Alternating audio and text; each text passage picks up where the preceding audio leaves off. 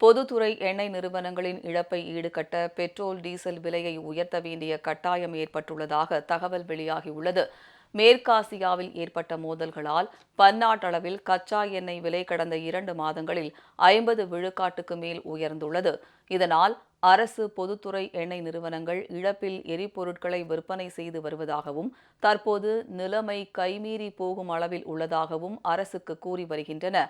எனவே பிரச்சினையை சமாளிக்க பெட்ரோல், டீசல் விலையை உயர்த்துவதை தவிர வேறு வழியே இல்லை என்ற கட்டாய நிலைக்கு தள்ளப்பட்டுள்ளது. அந்த வகையில் எண்ணெய் நிறுவனங்கள் மற்றும் அரசு தரப்பிலும் விரைவில் பெட்ரோல், டீசல் விலை உயர்த்தப்படும் என தகவல் வெளியாகியுள்ளதாக பிடிஐ செய்தி நிறுவனம் தெரிவித்துள்ளது.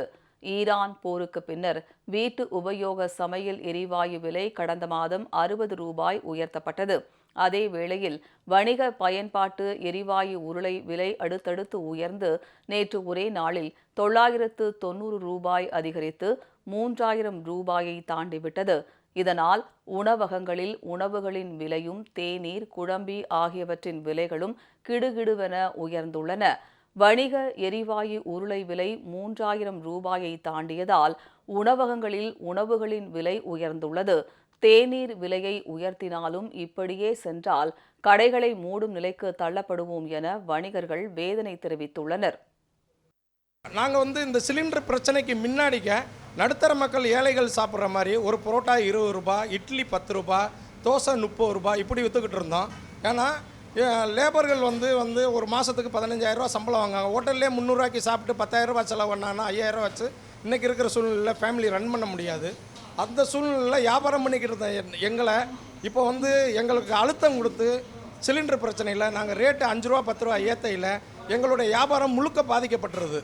ஏன்னா மக்கள்னால அந்த ரேட்டு கொடுத்து வாங்க முடியலை. ஹோட்டல் பாதிக்கப்படுறதுக்கு ஹோட்டல் உரிமையாளர்கள் மட்டும் இல்லை, ஒரு ஹோட்டலை வச்சு கிட்டத்தட்ட ஒரு 20-25 வணிகர்கள் பாதிக்கப்படுறாங்க. ஒரு ஹோட்டலுக்கு மளிகை சாமான் வரும், இறைச்சி கடையிலேருந்து இறைச்சி சாமான் வரும், முட்டை கடையிலேருந்து முட்டை வரும், இலைக்கடையிலேருந்து இலை வரும், சிலிண்டர் வரும், அரிசி வரும். இதெல்லாம் பார்க்க போனால் ஒவ்வொரு வணிகர்களும் அவங்க ஒவ்வொரு ப்ராப்பர்ட்டிகளை வச்சு பொருள் கொண்டாந்து கொடுக்குறாங்க.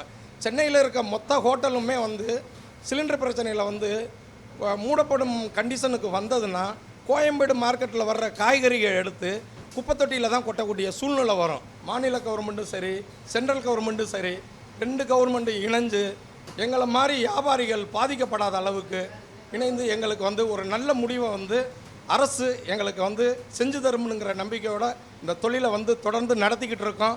இது கொஞ்ச நாளைக்கு தான் எங்களால் நடத்த முடியும். ரெகுலராக நான் சாப்பிட வருவேன். இப்போ 2 மந்த்தாக கேஸ் விலை ஏற்றதுனால தோசை இப்போ 10 ரூபா இருந்ததுலாம், தோசை, பரோட்டா, இட்லி எல்லாமே 10 ரூபா இருந்ததுலாம் 5 ரூபா 10 ரூபா இன்க்ரீஸ் ஆகிருக்கு. இப்போ மாதத்துக்கு பார்த்தா எனக்கு ஒரு 3000 ரூபா செலவாகுது. இப்போ பார்த்தா மாதத்துக்கு பார்த்தா 5000 ரூபா செலவாகுது. இப்போ 5000 ரூபா 2 மாதமாக 5000 ரூபா இன்க்ரீஸ் ஆகுதுனால எனக்கு வாழ்வாதாரம் கொஞ்சம் பாதிக்கப்படுது. வாங்குகிற சம்பளத்திலே எனக்கு டிஃபனுக்கே எனக்கு செலவு பண்ணிட்டா நான் குடும்பத்தை எப்படி நான் காப்பாற்றுறது, நான் மிச்சம் மீதி எப்படி நான் பிள்ளைங்களை இப்போ ஸ்கூல் ஃபீஸ் கட்டுறது கொஞ்சம் கஷ்டமாக இருக்குது. இது மத்திய மாநில அரசு கொஞ்சம் கருத்தில் கொண்டு இது கேஸ் தட்டுப்பாடு ஹோட்டல் உரிமையாளர்களாக கொஞ்சம் ஒத்துழைப்பு கொடுத்தா கொஞ்சம் சௌகரியமாக இருக்கும். இந்நிலையில் விரைவில் பெட்ரோல், டீசல் விலையும் உயர்ந்தால் அதன் தாக்கம் மக்கள் அன்றாடம் பயன்படுத்தும் பொருட்களின் மீதுதான் விழும். காய்கறி, பால் உட்பட அத்தியாவசிய பொருட்களின் விலை உயர வாய்ப்புள்ளதால் மக்கள் அச்சமடைந்துள்ளனர்.